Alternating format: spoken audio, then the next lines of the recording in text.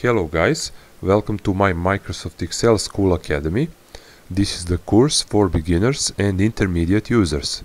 If you watched the previous lessons and if you like them, please click on like and subscribe button and hit the ring bell button to get the further notifications for the lessons that will come in future.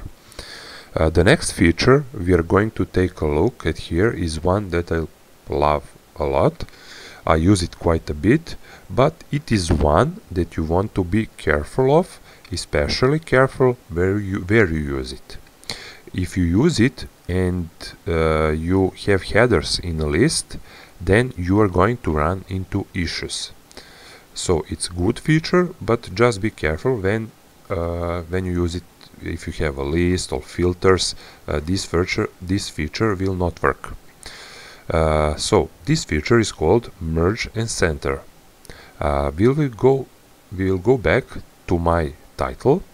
When you click on B2 cell, you can see in formula bar the whole title monthly budget. But even though it sits already there instead of B2, I had to format all of these cells just for the static stretches formatting, just to make it look good. But if I click on any other cell, for example C2 or D2, E2 or any other of those other cells, the formatting is there.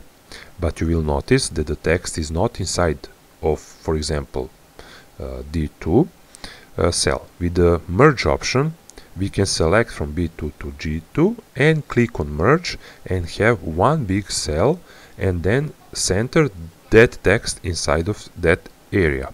So select the cells from B2 to G2, then go to Home tab and then go to Alignment section and then click on Merge and Center button.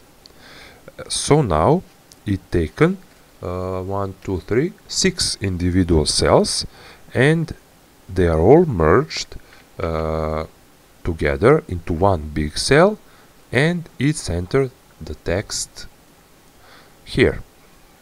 That will be all for today's lesson, and see you soon.